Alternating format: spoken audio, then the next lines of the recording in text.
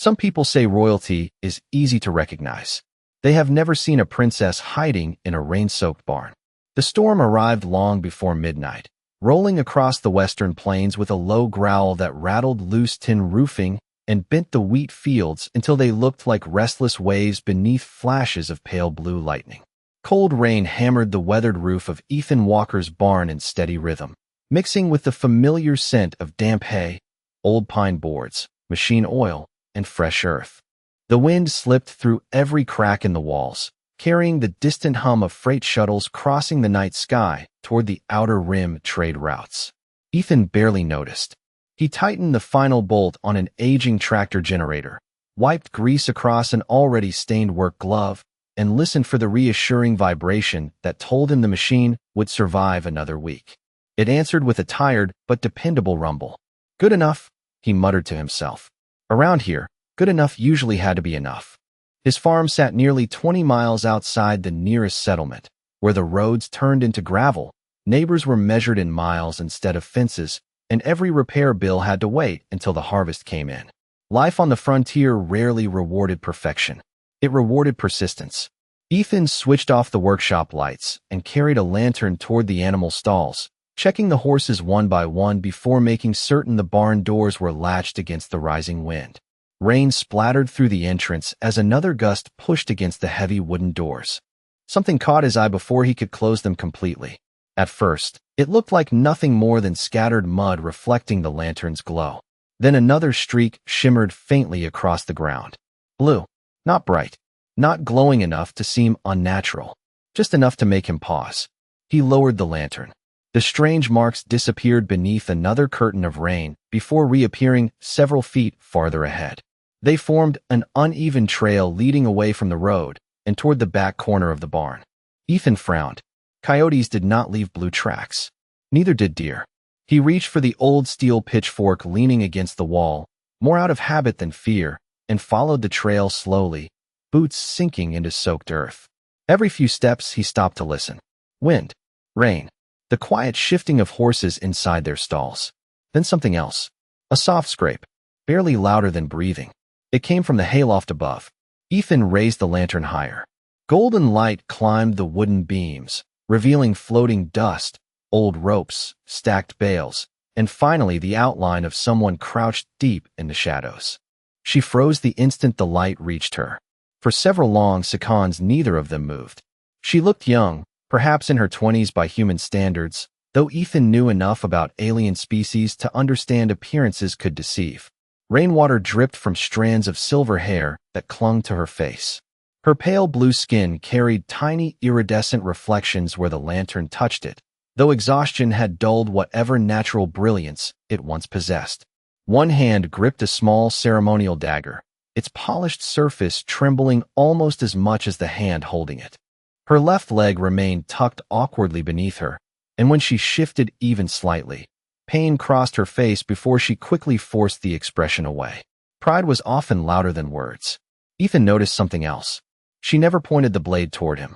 She simply held it close, as though it were the last familiar thing she had left. Their eyes met across the quiet barn. Hers were bright gold despite the darkness, alert but deeply tired. She expected shouting. Questions. Demands. Maybe worse. Instead, Ethan slowly rested the pitchfork against the wall. Without speaking, he stepped toward an old storage shelf, picked up a folded wool blanket, a clean towel, and a small first aid kit. He placed them carefully on the wooden floor beneath the ladder leading to the loft. Then he backed away several steps. The rain isn't stopping anytime soon, he said quietly. You can stay until morning. She stared at him as though she had misunderstood the language itself.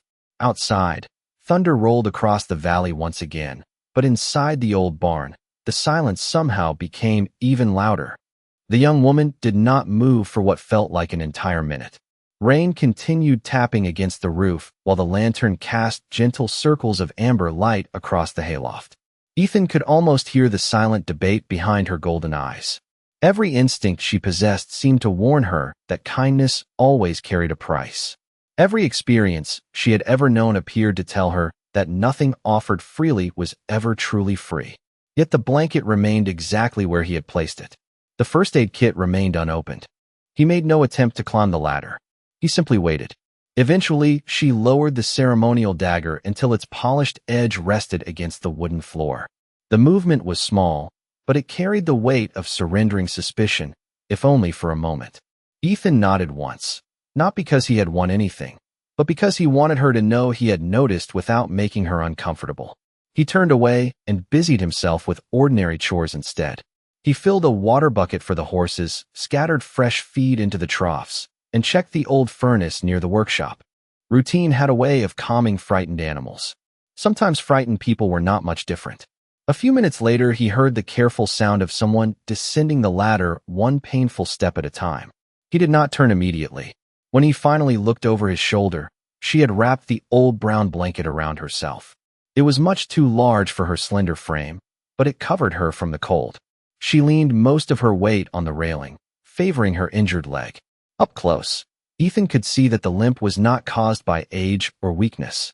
The left boot she wore had been torn open near the ankle, exposing a swollen joint marked by faint silver veins unlike anything found in human anatomy. She noticed him studying the injury and instinctively stepped back.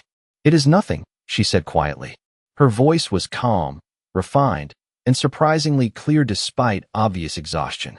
"That is usually what people say when something hurts," Ethan replied. She looked at him for a long moment before lowering her eyes.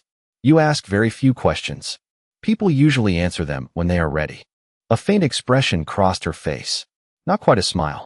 More like surprise that someone could accept silence without demanding explanations. Ethan pointed toward an overturned wooden crate near the furnace. "Sit there if you want. It is warmer." She hesitated before carefully making her way across the barn. Every few steps she paused, balancing against stacked hay bales while trying not to reveal how much the injured leg slowed her down. Ethan pretended to organize tools so she would not feel watched. When she finally settled onto the crate, he opened the first aid kit and placed it on another box within her reach. "You can use whatever you need." She stared at the supplies instead of touching them. Sterile bandages, antiseptic spray, clean cloth, medical tape. Things so ordinary to Ethan suddenly seemed unusually valuable beneath her cautious gaze. "You trust strangers?" she asked. Ethan shrugged lightly. "Not always." "Then why me?" He considered the question while tightening the lid on a container of machine oil. "Because I saw someone standing in the rain who could barely walk." She looked almost confused by the simplicity of the answer. "You do not know who I am. You are someone with a hurt ankle. That is all. Tonight, that seems like enough." The furnace clicked softly as warm air drifted through the barn.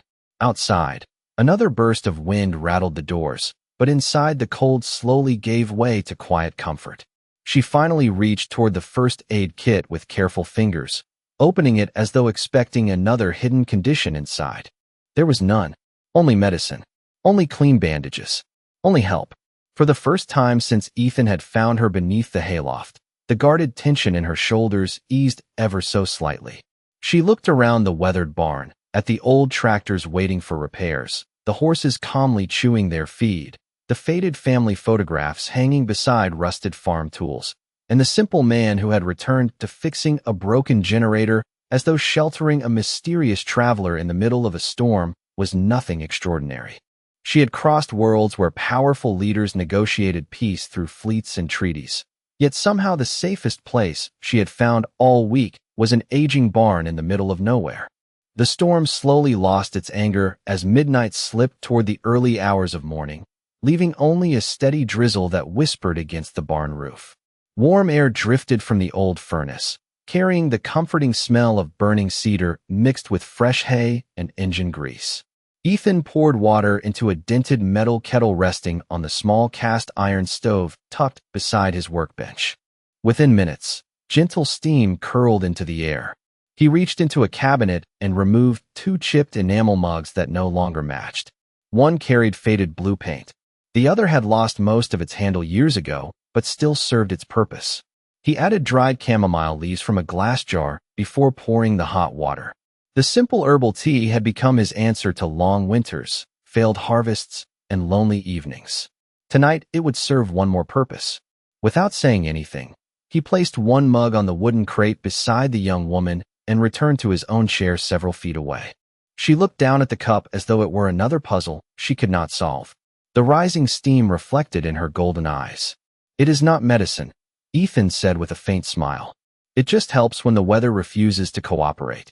She wrapped both hands around the warm mug, but did not drink immediately. Instead, she seemed more interested in the warmth reaching her fingers than the tea itself. After a long silence, she finally lifted the cup and took a careful sip. Her expression softened almost immediately.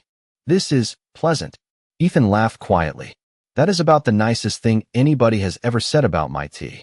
For the first time since arriving, the corner of her mouth lifted into a genuine smile. It lasted only a second before disappearing, but it changed something inside the room. The barn suddenly felt less like a hiding place and more like a home. She looked around once more, noticing details she had overlooked earlier. Shelves filled with carefully labeled bolts and tools. A pair of worn work boots drying near the stove. Framed photographs resting on a dusty beam. One showed a younger Ethan standing beside an older couple in front of the same red barn beneath a bright summer sky. Another captured a golden retriever chasing chickens across the yard years before Gray had reached its muzzle. "Your family?" she asked softly. Ethan followed her gaze. "My parents." He nodded toward the older photograph. "They built this place almost 40 years ago. Do they still live here?" He remained quiet for several seconds before answering. "No,